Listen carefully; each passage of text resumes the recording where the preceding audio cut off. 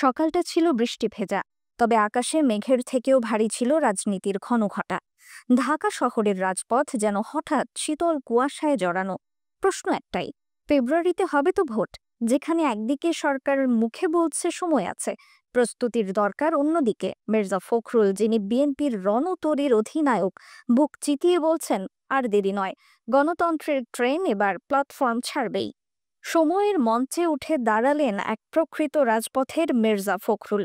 পাঞ্জাবির ভাঁজে হাওয়া লাগছিল, কিন্তু তার কণ্ঠে ছিল অচলায়তন ভাঙার তীব্র আকুতি। তিনি বললেন, আমরা ছায়া থেকে আলোয় ফিরেছি।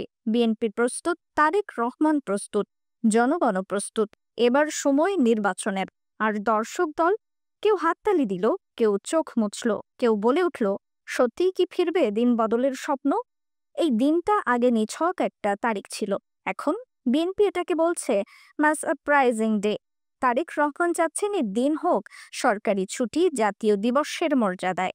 বিদেশের মাটিতে বসেও তারেক ভিডিও বার্তায় হুঙ্কার ছেড়েছেন, দেশটা তোমাদের নয়, জনগণের। আমরা ফিরব, গণতন্ত্র ফিরবে। সরকারের পক্ষ থেকে সময় নেওয়ার কথা বলা হচ্ছে, নির্বাচন হতে পারে 2025 ডিসেম্বরে বা 2026-এ। কিন্তু বিএনপির চোখে এটা এক চালাকি। ফখরুল খোলাখুলি বলছেন, সংস্কারের নামে গণতন্ত্রকে টেনে নিয়ে যাওয়া হচ্ছে জীবন মৃত অবস্থায়। আমরা তা হতে দেব না। সরকার আবারও ষড়যন্ত্রে লিপ্ত, এই অভিযোগ ফখরুলের। নির্বাচনের দিন ঘোষণা হচ্ছে, আবার পিছিয়েও যাচ্ছে। এই নাটকীয়তা বিএনপির নেতা নেত্রীদের চোখে এক রাজনৈতিক তামাশা। এখানে গণতন্ত্র নেই, আছে রিমোট কন্ট্রোল।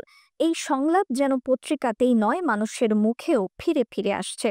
ঢাকার বুকে ছাত্রদের স্লোগান, আমরা তারেকের সৈনিক, গণতন্ত্রই ধর্ম। কেউ হাতে পোস্টার, কেউ গলায় বাঁধা পতাকা। প্রতিটি চরণে ফিরে আসছে ফখরুলের বুলি, যতদিন বিএনপি আছে কেউ গণতন্ত্র হত্যা করতে পারবে না। সরকার বলছে এপ্রিল 2026 বা ডিসেম্বর 2025, বিএনপি বলছে ফেব্রুয়ারির আগেই হতে হবে। ফখরুলের কণ্ঠে দৃঢ়তা।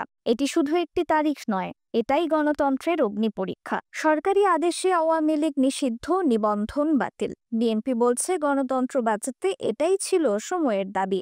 যেন দাবার বোর্ডে বাদ পড়ে গেছে রাজারানী, কেবল সৈনিকের সংঘাত চলছে। এপি, রয়টার্স, আল জাজিরা, সবার চোখ এখন ঢাকার দিকে। একদিকে হাসিনার পতনের স্মৃতি, অন্যদিকে তরুণদের উদ্দীপনা। বাংলাদেশ যেন এক নেটফ্লিক্স পলিটিক্যাল ড্রামার আসর। প্রতিদিনই কিছু না কিছু ঘটছে, কিন্তু এখনো জানি না শেষ পরিণতি কোন দিকে। আন্তর্জাতিক পর্যবেক্ষক বলছে নির্বাচনের পরিবেশ তৈরি এখন মূল সংকট। তারেক রহমান বলছেন, আমি ফিরবো, দল ফিরবে, ভোট ফিরবে। মির্জা ফখরুল বলছেন, গণতন্ত্র চাই, এখনই চাই। কিন্তু রিকশা চালক, বিশ্ববিদ্যালয় শিক্ষার্থী, বাজারের সবজি বিক্রেতা, তারা চুপচাপ শুনছে।